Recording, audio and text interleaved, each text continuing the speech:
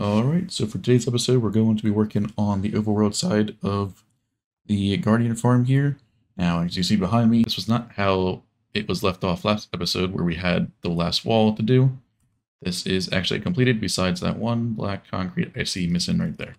So I'll fix that, but the walls are all done now, and you can see here we've done a lot of update suppression. I have been streaming basically a lot of this. We also have Dazi on the server, which is grinding out the last bit of the suppression over there. We did spend a full stream here getting the update suppression to work in the creative copy of the server. That was not a fun time if you were there, but yeah, we got it to work. Dazi got it to work, not me. And got it all done and working in SMP here. So we have one farm all suppressed, and there's only 2 left here. But yeah, I'm currently streaming right now, finishing the wall. We just finished the last wall over here. Unfortunately, we'll have to fix some of the wall over here, but that's just poor planning on my end, building the decoration first before doing the stuff that needed to be done for this as well. So I will be having the schematic for the suppressor and stuff like that that Dazi used for this. It won't be the exact replica of this, of course. You'll have to create your own butt arms and everything like that if you were to extend it to 2 modules like us, or you just build this twice, one for each one. But this one will be a schematic just for one of them. And then with the butt arm, you will have to move these things here. This is just to update that piston on the bottom for the suppression. You'll need to move that yourself every few blocks, which Dazi did do here. But it's pretty easy to do. You just attach it to one of the arms. You attach a block here and then extend it down to that piston. Pretty straightforward to do. And obviously your regular butted line or your regular arm is pretty simple to just extend across all the way down. And then suppressor, this one, turn it on and off. This one's to update the bud line, which you shouldn't have to do too often anyway to begin with. But yeah, those schematics will be linked in the Discord, so if you aren't in there, put a link down below and head to the public archive channel for that, or you to actually get your hands on the schematic if you wanted to build this farm yourself. I might be wondering how we're going to actually build the farm inside without updating the portals. Well, portals only update on the top sides or the bottom here. On the side, you can place a block on here, and it won't actually update that portal frame, which makes building this pretty straightforward. Besides all of the ice and stuff like that we'll have to do, because that's going to be quite annoying to do, and it'll take probably a couple weeks, even with Dazi standards, to finish the farms. But we'll do that, and we might also work on the other side for this episode. We'll see how far we get. But yeah, update suppression is basically all done. All you do, this one, if you use the schematic, you're going to just place the obsidian on top of the rail line. And then once you light the portal with the rail underneath it, of course, you're going to just go across and break the obsidian under the bottom part here very carefully. That way you don't risk placing a block or anything like that and then update this portal and having to do it again. Of course, if we were to place a block over there by accident and break one of the portals, we would have to redo that section, which will be very annoying. We might keep the suppressor at least built up itself until everything's all done, just in case. But I will also be making a backup for that very reason. That way we don't need to go back and do all the suppression again. But yeah, basically we've got one more left with Dazi over here.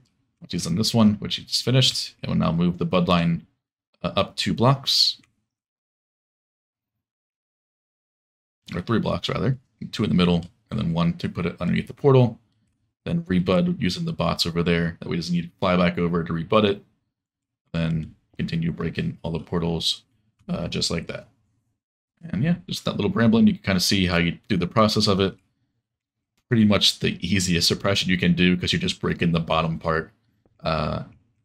Obsidian there, you're not doing anything special with breaking the top corner and stuff like that of the portal.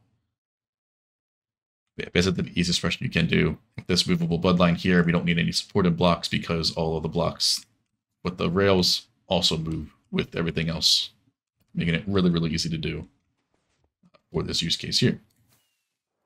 But yeah, still gonna glass the floor here as well but that'll be done with time, and then build the farms, everything like that. So we still got a lot of work ahead of us, but the more technical part of the update suppression is now fully done.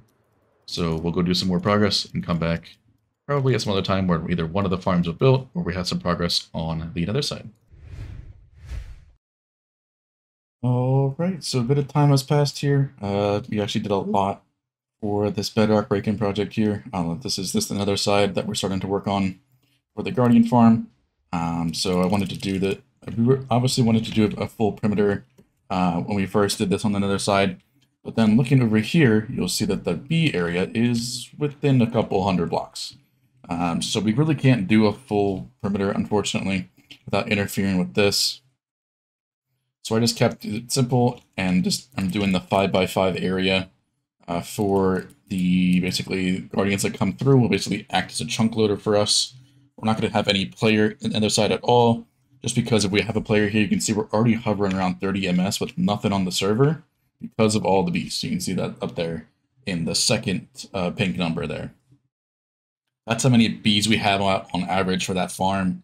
It's a 1728 bee farm or beehive farm. So there's 3 bees per beehive. So that's the average we usually have out, which is around 1728. So yeah, that's kind of why we can't really do too much on this other side besides just have it within the area that is loaded by the portal when the guardians come through, which is a 3x3 area for entity processing and a 5x5 for redstone and everything else like that. So to keep that in mind, we will have to keep all the stuff that moves with entities in that 3x3 area, and the rest of it can be just regular redstone stuff, and it'll still work perfectly fine. I have an idea of what I wanted to do. I talked about it on stream, my first one. So the center chunk right here is, the portal is right around here. It's on the very edge, unfortunately, so that's where it's linked to. So you can't really move that too much. I think it's like a 9x9 that we have planned out for the drop shaft. So I have like a mega hopper, funnel it down all into one block, and then that'll get shot off into where we have AutoCrafters and things like that within that area. So I have a plan for this. I haven't really thought or planned too much in Creative World yet. I wanted to get all this bedrock broken, and then we can clear out the whole area. And then I might do that maybe when the World Eater is running. I'll go plan it out in the creative testing world. That way we can get it all situated and all on up. But yeah, this is the newest bedrock breaker. It is a 1 block overhead bedrock breaker, as you can see here on every single side, which means we have an overhead of 4 blocks for this whole break-in project here, which means we use a lot less pistons and a lot less time. I showed this before, but this one over here, when we did the Hogland farm, basically the overhead for this 2x2 chunk area right here stretched like a rectangle. It was like over here, like it was ridiculous overhead for that, just for that 2x2 section. Now for this 5x5, we have almost the size of the last layer, actually smaller than the last layer for that over there. So it's kind of crazy just to see how far Bedrock Breaking is coming. We're at about 2 years now, which is just crazy to think about because the overhead is phenomenal compared to what it used to be. So yeah, we're going to do another trenchless, another World Eater here. I did spend a little bit of time. I was a little bit sick the past couple of days. So a bit off stream, I did mine out these trenches here all the way down to Bedrock. And we cleared out a little bit area here that way we can a little bit breathing room. But because we're breaking the bedrock first, we don't need to actually clear a lot of area here for the World Eater. Usually you need to clear out a bunch of area for this World Eater because obviously you're in the nether, and most of the time you don't want to break the full bedrock roof. For this small of area, so might as well break the bedrock roof first. That way we can just basically just build the World Eater up. You don't need to worry about anything, just the small trenches here, which we of course have to go fill with anvils. So we gotta craft all the anvils, and then move them over here. I think I'm going to do that on stream today, and we'll see how far we get. But the main focus when I get the World Eater built up first. Obviously, they can break the bedrock first before we can do anything. So we'll break that last layer, and while that's running, maybe we'll craft the anvils and move them over and build that up while we're still breaking the bedrock, because we can't do much with the bedrock still in the way. So yeah, one more layer. I think this one's almost done. So 3 more slices there, and then that breaker is done. And we can finally work on the rest of it. So yeah, let's get back to work and we'll come back with some more progress. Alright, so a bit of time has passed here. And we got a lot of progress done on the farms. You can see here, we actually have one of the farms fully built up. So that's already there. So yeah, one farm basically is fully functional now. Actually, that's this one over here. This one is the one that is fully functional, so you can tell by the roof is completely on it. So in this one, we are actually getting a lot of squids to spawn, because you can tell by my inventory right here. Just by being in the overworld here, and being the only one on the server, we actually get quite a bit of squids here. I just had to do a double take there, and when I went like this inside the farm, if I go in the edge of the block right here, like right here, it doesn't look like these stairs are waterlocked. So I kind of just had to, I saw the top ones were waterlocked, so I went basically into CS here, and I just went and had my F3 screen up to make sure that these were waterlogged. You see on the right side of the screen here, they are waterlogged. But right here, if I'm right on this edge, like in the blocks here, there does not look like there's water here at all. So I had to make sure this was actually waterlogged, because I just put it in the Discord in our member channel. It's like, so who's building the farms? Nothing's waterlogged. But yeah, if I turn on F3 right here and I go across, they're all waterlogged no matter where they are. So, yeah, water seems to look invisible depending on the way you look at it. But yeah, so the farms are actually pretty far along the ways to the completion here. And yeah, that's a lot of work and time that we've had with a couple of new trial members that we have on the server, as well as a couple normal people like Dazzy and Pi. So a lot of people have been working on these currently, so a lot of work has also been done for them. Now, if you don't know, the server application is currently open until the end of April. So if you do want to apply, please join the Discord down below and head to the server application channel and fill out that application. It is open, of course, to people that have applied before and want to reapply. You can do that as well. But yeah, mainly looking for decorators, but also grinders are our next thing to look out for. But of course, anybody can apply. There is no restrictions besides you need to be a little over 16. We prefer that, and no experience is really required, so you don't need to be a technical player to join if you do not want to. So you do not have to be a technical player. There's no requirements for that. We accept all applications, so feel free to join that and do that before they do close by the end of April. So yeah, now that we have this done, we can finish planning out the nether side collection and things like that we want to do for this. That way we can prepare for that. AutoCraft's archive is officially low. It's mainly a collection of all the perimeter decorations, and it also offers physical merch that is themed around AutoCraft.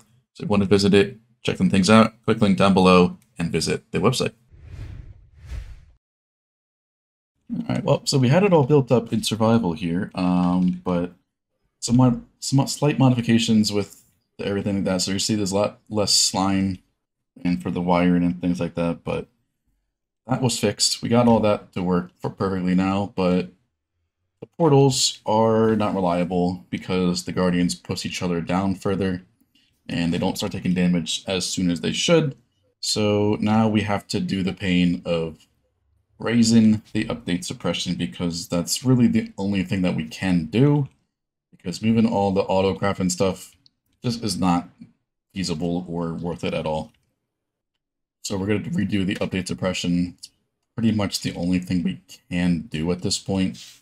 So we're just going to raise it up to probably the orange concrete area, just so that we have no issues of Guardians falling down and surviving on here, because we would quickly crash the server. There's just too many Guardians that survive there. But yes, I guess I kind of wanted to record this to see the pain that we have to endure of the lead-in update suppress portals that we worked. It's been like around 3 hours or so to get these the way that I wanted them. So yeah, enjoy the pain of breaking these.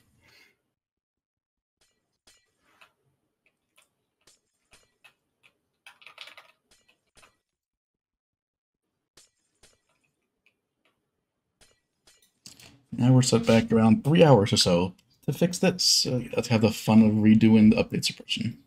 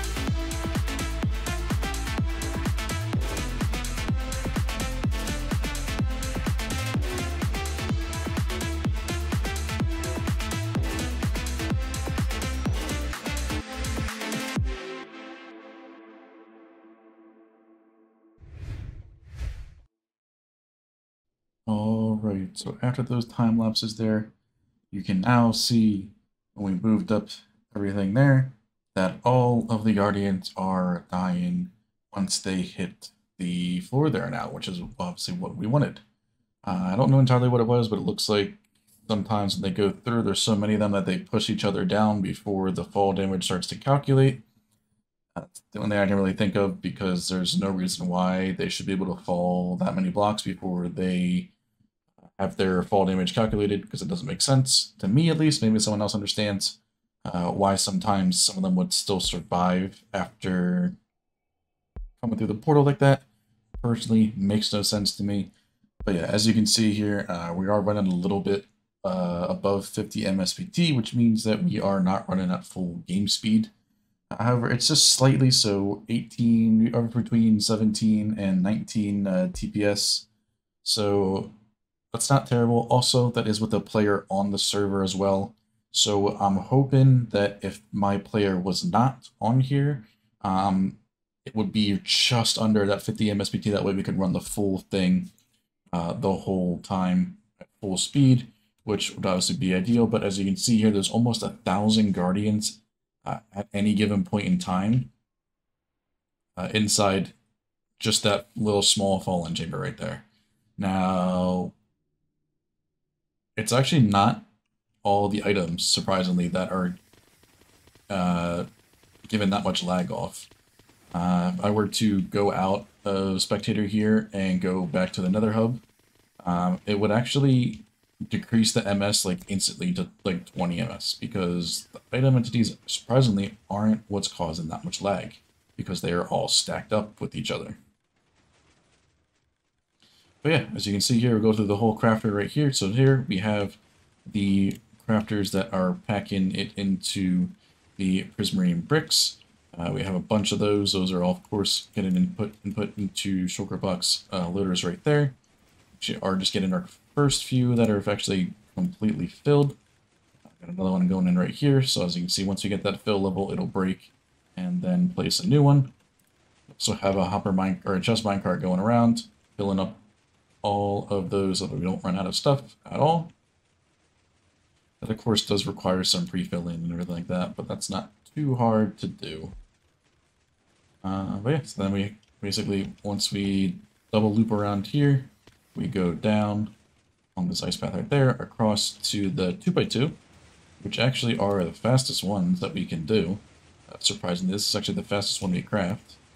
But yeah, this one right here, crafting that regular prismarine. And that also leads down to shulker box loaders as well. Once it goes past that, it'll head its way over here, and then it makes its way up here. And it's then aligned again, making use of that honey right there. That should just be a visual glitch. I don't know how there's 2 honey blocks there now. There shouldn't be. I think there's only one there, which I'm confused about how there's 2. Maybe just a visual glitch when chunk loading it. But yeah, then it goes back around. These are the sea lantern crafters, which we did actually have to slow down in order to keep the flow from this one to match what's coming in. That way we never run out of items. And you can see we're starting to stockpile here. What we had to do is buffer every single one of these crafters. That way we know we won't ever run out of materials for that. Then after that one, we head to the final bit here, which is either just storing the ink directly, or we put it into the dark prismarine crafter, which I did modify because we only have one of them. It wasn't reliable to keep the thing that I included here for this, so what we're doing is I just took an AND gate from here and going like that. Obviously not ideal to have it, but we only need one of them to keep up with all the ink, so there's not really a need to have anything else for that. So we have the extra space here.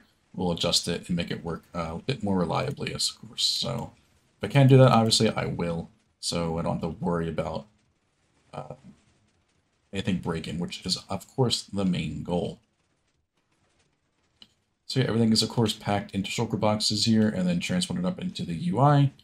But yeah, this view right here, this is what around about 2 million drops an hour looks like in Guardian form without any looting. Now, of course, if we had to loot this would be astronomical and probably crash the server, which is why you don't see most Guardian farms have that. There's really no need for it. You already get crazy rates. Even just one of these, you probably get a little over 1 million items per hour, which is still plenty for anybody use case. Obviously, we like to do stuff a little bit more differently and a bit more over the top than what most servers do, which is why we did a double Guardian perimeter, just to say why not. And you can if you have a decent enough server. Obviously, if I don't, I'm gonna go test it right now. I'm gonna log out of here, and we're gonna see what the MS is. So I'm gonna go out of CS right here. You can see we literally dropped to 20 MS like instantly. Around 30 MS instantly. There you go. 25. That's mainly because of all the Guardians there. So mouse switch is still off. I'm going to log out right here. What I'm going to do is I'm going to walk over to the server PC, which is right behind me, and I can tell you what the MSBT is over there. Yep, exactly how I thought. Because there's no person on the server, which the server has to send packets to, even though it's myself, which I'm literally 6 feet, 10 feet away from the server.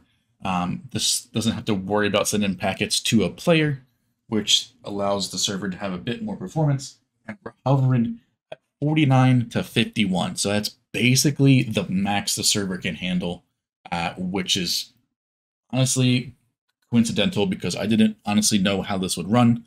Yes, we have a creative copy server, but that's not the same server specs as this one. And as you know, Minecraft runs different on any different type of hardware. So yeah, it's actually bang on the server performance that we can handle without lag in the game. So therefore, we technically can handle this farm running at full speed, provided not a single player is on. the world. Which, of course, has its downsides that when this farm is running, nobody can really be on. That way we get the most out of that farm. Of course, we want to run it at just half speed. We can always have the player positioned on a different part of the perimeter, but we won't run this farm for long because that 2 million an hour is quite ridiculous. So if you wanted to use this one where I did the suppression, I will have this schematic linked in the public archive if you wanted to use it. This was basically used for the suppression of the portals in the overworld as well. You'll just have to extend, obviously, that bud line right there. That way you can extend it to across the whole portal length. I'll talk to Dazzy and see if he has this. Actually, we have this one over here, so we might be able to get you both. I will see about that. If not, just check the public archive and you'll have this one. You'll just need to extend basically this right here to the end, and then just extend the part over here a little bit further, so you need that as well. What you want to do is, as you're building it, if you want to do this yourself, you're going to need to move this part over each time you hit this note block over here, because you need to update the sticky piston to bud the rails underneath there. And if you do use this one, click this one to start the suppression. Click this one to rebud the rails if you do need to do that. What you probably saw from me, I had a player up there to rebud the rails. That way I didn't need to keep going back and forth just to rebud the rails. You'll want to put a player up there if you can, if you have Rabbit Mod to do so. But yeah, we're going to let this farm run a little bit. That way we can stock up on a bunch of prismarine and stuff like that, so we have it all auto-crafted into the blocks that we will need as well, besides slabs and stairs, of course. But yeah, so that's basically everything. That farm still looks ridiculous to me. I will never probably get over this to look at because it's just so satisfying to watch run. We got it one more time right here before we end the episode off. And yeah, make sure to like, subscribe, all those sorts of things, and I'll see you guys in the next one.